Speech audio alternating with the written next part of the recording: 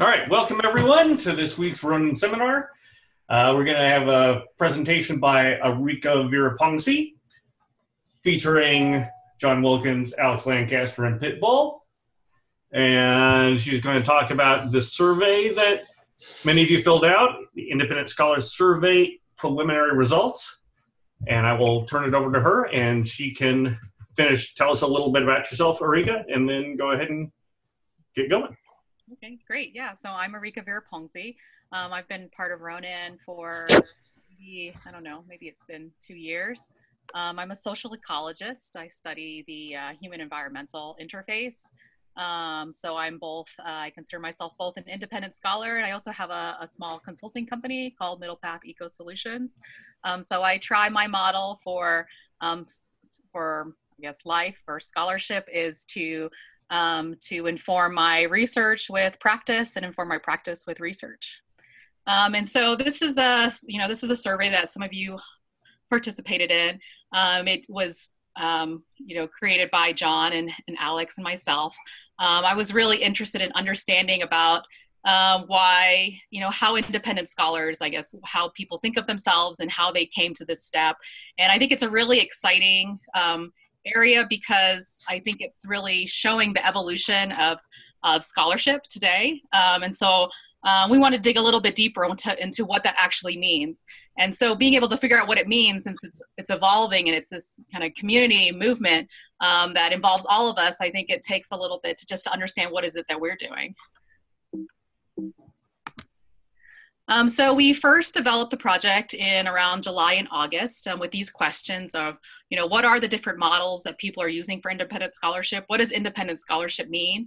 And what are these building blocks for these models? So how are people putting together these different types of models? We put together the survey and then we tested it on ourselves and with another volunteer from Ronin. We conducted the survey over 3 months. We disseminated the survey in 2 areas, so among the Ronin scholars, and then also through the newsletter of Ronin. And so not everybody was a Ronin scholar, not everybody considers themselves an independent scholar.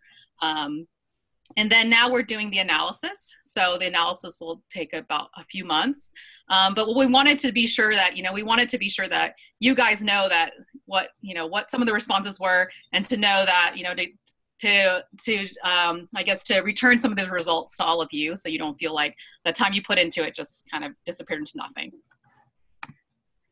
And so just to remind you what the survey was, or if you didn't take it, what it consisted of, it was mainly 5 parts.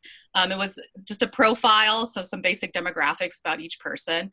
And then most importantly, this perspectives about their scholarship, defining what an independent scholar was to you, your story, your model, what you think is unique about your story, what your career goals are, and how it fits into your livelihood strategy. So what that means is, how do you fit scholarship into the things that you do? So how do you make income? What are your personal goals? And how does scholarship become part of that model? And then what your basic experience has been in traditional academia, so number of years that you went to, did grad school or whatever. Conventional scholarly metrics like number of publications, those typical metrics, and then about just 3 questions about the Ronin Institute. And so today we're going to present about the demographics. So who was it that participated in the study? What does that population look like? Also in comparison to what is that sample size, compared, how does that compare to the population of Ronin? And then a little bit about the perspectives about scholarship, and then about your vision and your perspective. So this is the population of Ronin. When we first started the survey, the population was at 119. So today now it's 155. So that's almost like 3 or 4 months later. This is an updated map that you can also find on the website. You can see where everybody's located. Everybody's here. You can see there's a pretty big concentration in the US and also in Europe, but pretty well distributed. So this compares between the population of Ronin scholars and how they are divided into different fields. What you'll notice is that Ronin is pretty diverse in terms of fields. And so the survey respondents pretty much represent that pretty well. I guess we're lacking a little bit on arts and humanities. But what's, the caveat here is that the survey respondents, we specifically asked them which fields they were in.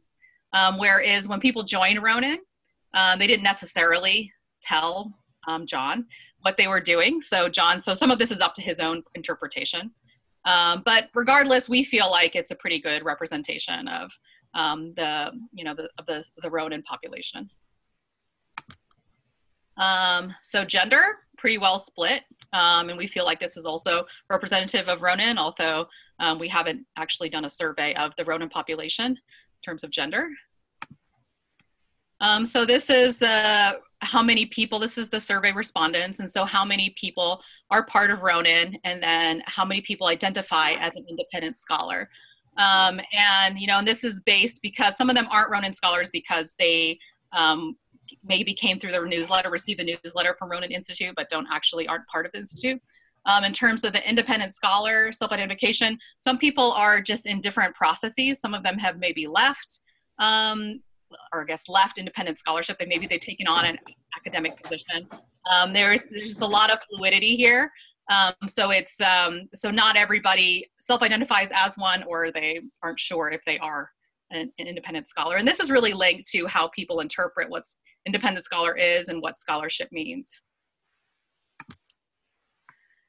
So this shows highest degree earned, and people, not everybody is on this typical, pipeline of, bachelor's, master's, PhDs. So there's a lot of other different degrees that are out there. And so we interpreted this as PhD or equivalent for other types of doctorates that people have as well. And then these are the years that people have spent in different positions. And this N here shows how many people were in these different positions. So we took out anybody who said that they didn't do a postdoc, they weren't included into this number. So you can see that the majority of the respondents were grad students. A lot of people did a lot of non-academic positions for quite a long time. We only had 5 people with tenure track experience.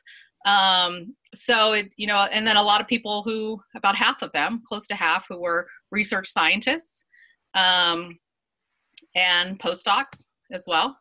So this just gives you an idea of, the types of people who were responding to the survey. And so this is the age and years of scholarship. And we want to point out that there's a correlation. If you're older, then you can potentially have more years of scholarship, whereas if you're younger, you're not. One thing else to point out, actually, and relevant to the other slide, is that, some Ronin scholars are still in process.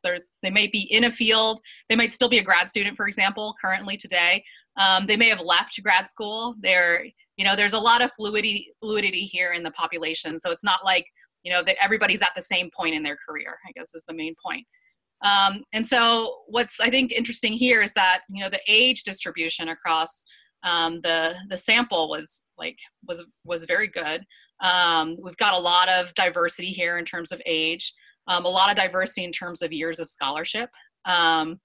So we're not really talking about just a very small segment of, independent scholars.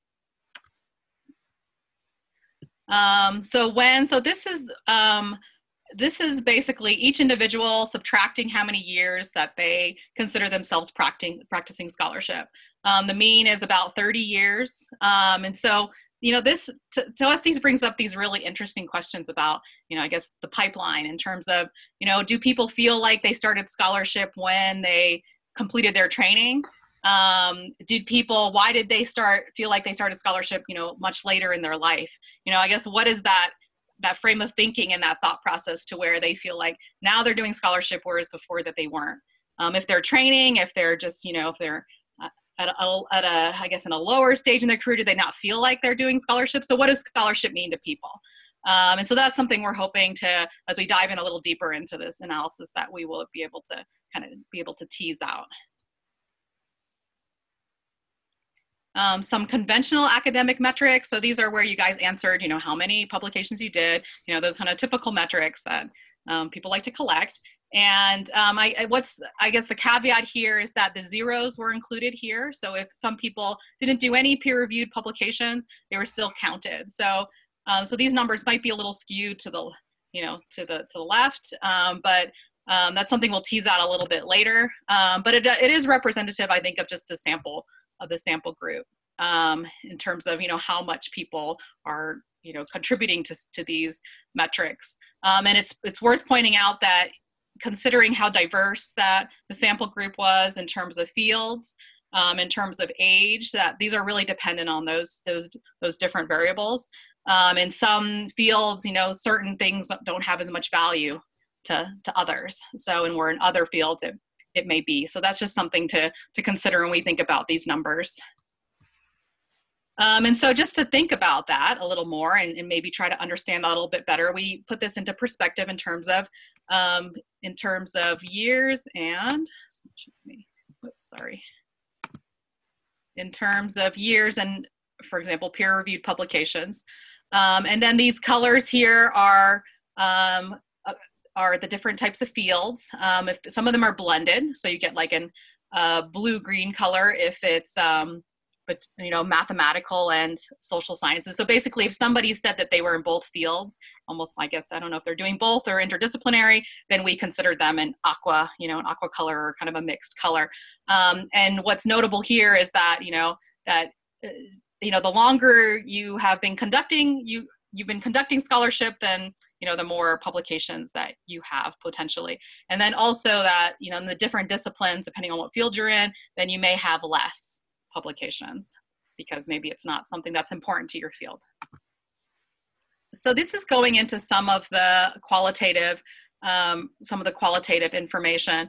And so we only did 5 questions here, just to present some ideas. And I think what we're trying to do here is just exploring some of the information we have and coming up with some interesting questions so that later in our next portion of the analysis, we can start thinking about, some of the types of questions we want to pursue. And we'd like to look to you guys too for some ideas. So these are different ways that people define an independent scholar. Generally, it's about affiliation. So, and these in bold is are responses that were more frequent responses from the sample group. And so what we did basically is we had all the responses and we went through and just kind of themed them, so what was their main point, or what was the meaning behind their response? And then we grouped them into these different categories. And so one person could say something that, responded to more than one of these categories. So not affiliated with a college, university, government agency, funding organization. The funding is not related to scholarship. People are free to choose their own subjects. Somebody working in a peer-to-peer network without economic pressures. So there's that funding idea as well. And not pressured to work in a particular way for particular goals. So to me, this speaks about freedom and independence. And then in the colored blocks here are some of the quotes from people. So the pursuit of truth outside of formal institutions. An individual who has gained legitimacy in a community of scholars and carries out scholarship with experience or knowledge of university, as well as field domain expectations while working outside of traditional academic structures and categories. So how do you define scholarship? Scholarship is new research in a field. It's the pursuit of truth. It's research in a field defined by academic norms. It's work that requires intellectual effort, making sense of the world. So some of the quotes: answering important questions in science and society using rigorous methods, continuously learning and taking an intellectual approach to life. Scholarship should be a humanizing process. And this was a really different one, so I put it here. Love and creativity that can be communicated in socially recognized terms. And I thought what was interesting to me here was that it's, people, like one thing I hadn't thought about was that, of scholarship being something that's defined by our training as an academic. And then we're applying this outside of the formal institutions. And so these last three questions are going to be about how do you guys view Ronin, the Ronin Institute? What are the benefits that Ronin brings you as a scholar as opposed to just being independent and unaffiliated with Ronin? Community was the big one. Be able to pursue scholarship outside of academia, having an affiliation. So this was more about having an affiliation to be able to do publications or give conference presentations, legitimacy and validation, breadth and diversity of studies in the Institute, supporting a different model of scholarship and career, new opportunities and good resources. So these were things like funding. Funding was a big one. Funding in terms of being able to apply for grants through Ronin, and having more of a structure to learn from peers. So having access, I guess, to a group of people that you can bounce ideas off of and be able to learn from and gain other resources. And then some people didn't know, or they didn't feel like they were getting any benefits. And some quotes. Sometimes you need other people to bounce off of, or you might disappear into your own navel. Ronin is an explicitly moral place. It's a group of like-minded freaks. It encourages me to keep pursuing scholarship instead of giving it up as unfeasible. So what do people like least about being a Ronin scholar? The biggest one that really stood out, and these are, for this question, I was able to put in the frequency numbers. So 11 responses of being isolated from other scholars, not having enough real world connection. So a lot of people felt like they were just alone. Some of them felt like, there's a few mentions about, oh, we're not in the Boston area, so I wish we could do meetups, but we can't. And so just feeling kind of alone.